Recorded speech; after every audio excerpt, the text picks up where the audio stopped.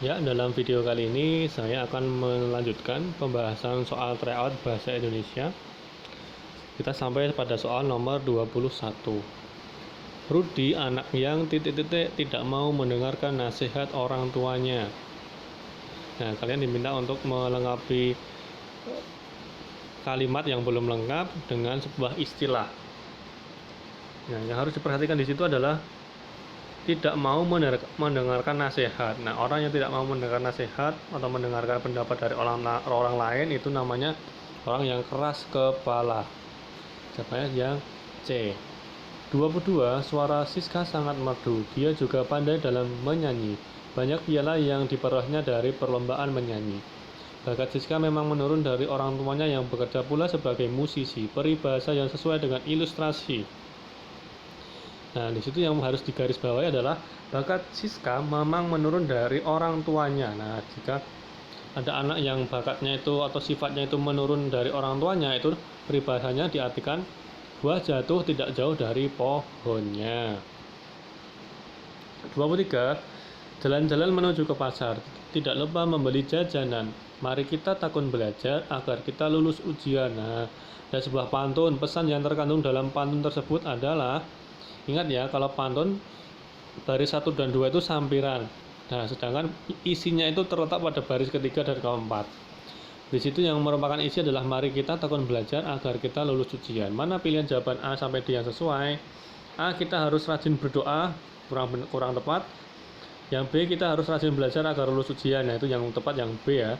Yang C itu jangan suka membeli jajanan, kurang sesuai. Yang D, agar lulus ujian kita harus belajar terus-menerus, juga kurang tepat. Jawabannya yang B.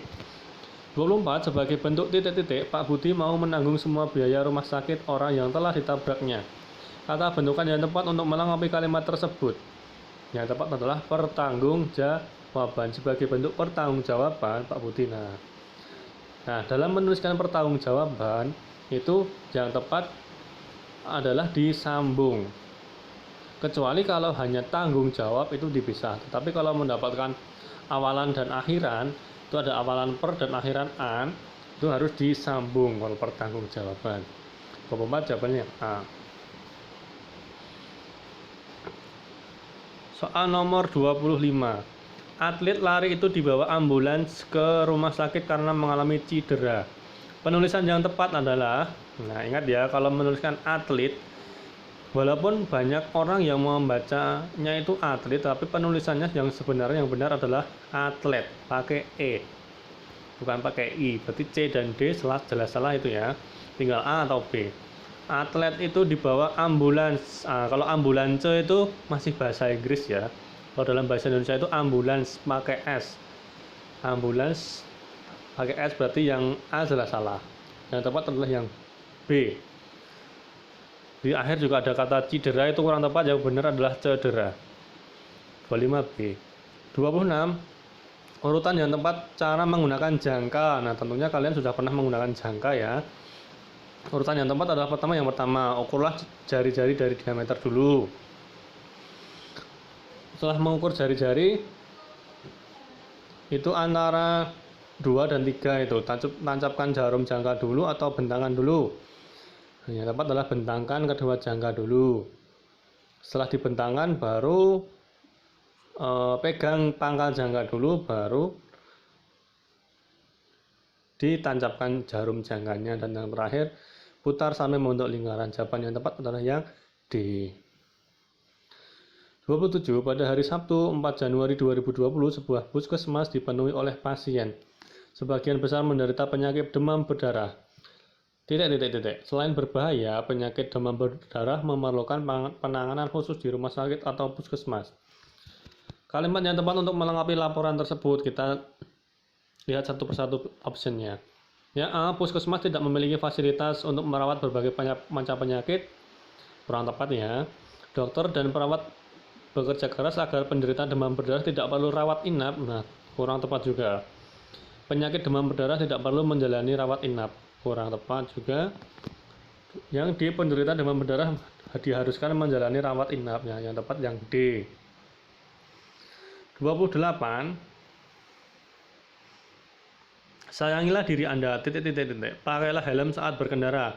Kalimat yang sesuai dengan melengkapi iklan tersebut adalah itu ajakan memakai helm, berarti ajakan untuk tertib lalu lintas ya. 28 ya, A. Patuhilah rambu-rambu dan marka jalan saat ada polisi, itu kurang tepat. Harusnya mematuhinya tidak hanya saat ada polisi, tetapi ketika kita berkendara kapanpun. Yang B. Tinggalkan gawai saat mengendarai motor. Pernyataan benar, tetapi tidak sesuai dengan konteks itu ya. Yang C. Patuhilah aturan dalam berlalu lintas. Pakailah helm saat berkendara. Nah, jawaban yang tepat adalah yang C. 29. Anak-anak, kita harus menjaga kebersihan lingkungan dengan mengurangi sampah plastik. Sebaiknya kita menggunakan wadah makanan dan minuman yang bisa dipakai berulang-ulang.